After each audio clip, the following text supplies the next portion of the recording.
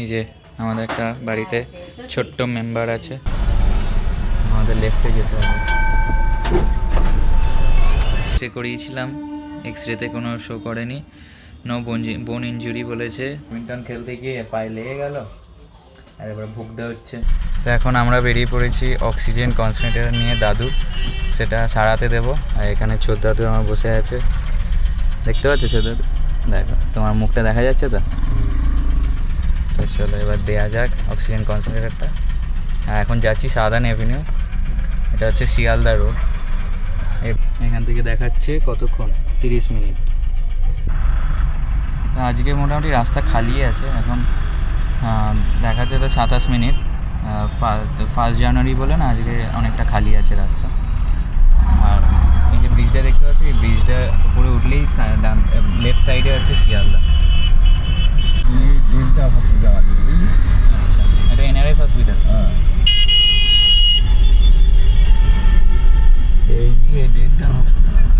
যে ডাক্তার ছিল না, আচ্ছা, এটা হচ্ছে নিউরো সায়েন্স হসপিটাল। এইখানে এই ট্রাম দেখতে দেখি,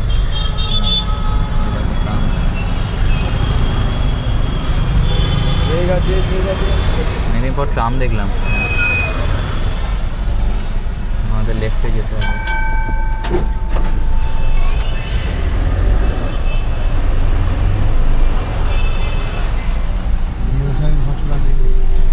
দেখলাম, এই হচ্ছে নিউরো সায়েন্স হসপিটাল।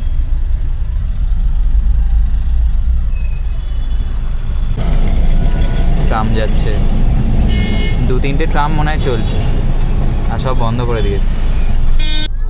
বাইরেকার গাড়ি, মানে মহারাষ্ট্রের গাড়ি, এখানে BMW।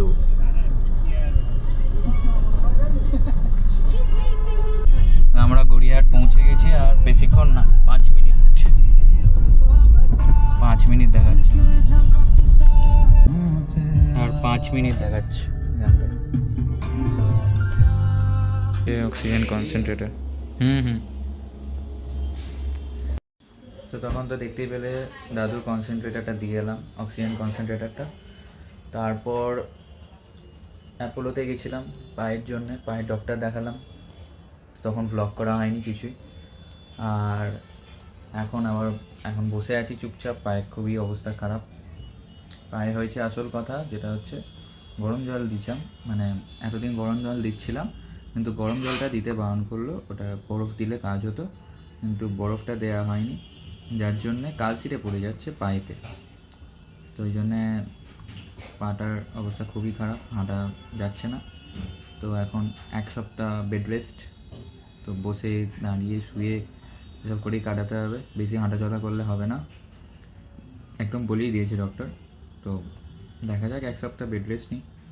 আর এখন এই যে কফি খাচ্ছি, তো কফি খাওয়ার পর এডিট করব, এডিট করে দেন একটা ভিডিও পোস্ট করব।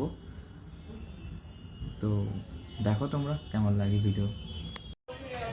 এই যে আমাদের একটা বাড়িতে ছোট্ট মেম্বার আছে, তো নাম কি একটু বলে দে। হ্যাঁ, এতক্ষণ তো খুব কথা বলছিস। আর এখানে ছোট দাদু শুয়ে, ছোট দিদা, একজন ঘুমোচ্ছে, আর এখানে ময়দা মাখা হচ্ছে ফুল দিদা। আমাদের শেফালি দি কথা এই দেখ, খুব রেগে আছে দেখে মনে হচ্ছে। কি আছে কোথায়?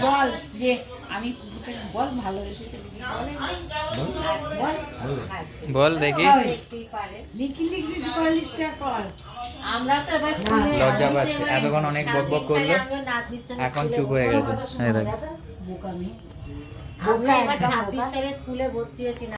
এই যে অলরেডি এক্স রে করিয়েছিলাম, এক্স রেতে কোনো শো করেনি, নো বোন ইঞ্জুরি বলেছে। তো 2টো মেডিসিন দিয়েছে, 2টো মেডিসিন খেতে হবে কন্টিনিউয়াস 7 দিন, 7 ডেজের জন্য। আর এখানে বলেই দিয়েছে 10 মিনিট করে 3বার আইস কম্প্রেস দিতে হবে।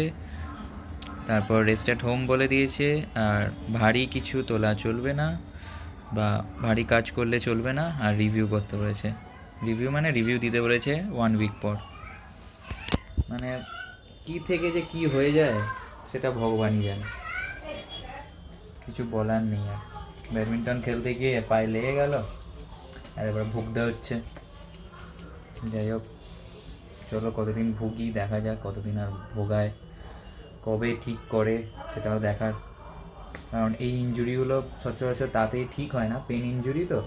আর শীতকালের সময় খুবই পায়ে ব্যথা হবে, সেটা সবাই জানে। তো দেখা যাক কতদিন সারে। আর কদিনের মধ্যে আবার সিঙ্গুর যাব, তো জানি না এখন সিঙ্গুরে গিয়ে রেস্ট পাবো কি না। কারণ অনেকদিন ছুটি পাইনি, তো এবার ছুটি পেয়েছি, এবার সিঙ্গুর যেতে হবে। অনেকদিন ঘোরা হয়নি, সিঙ্গুরে যাওয়া হয়নি আর কি। চলো, সবাইকে হ্যাপি নিউ ইয়ার গাইজ, এটা বলার ছিল। আর এত সকাল থেকে বলা হয়নি, তো এটা লাস্টে মানে রাতে বলছি তোমাদের হ্যাপি নিউ ইয়ার সবাইকে। ভালো থেকো, সুখে থেকো, ফ্যামিলিকেও ভালো রেখো, আর ফ্যামিলি সবাইকেও হ্যাপি নিউ ইয়ার। যে ধোকার তরকারি আর পরোটা।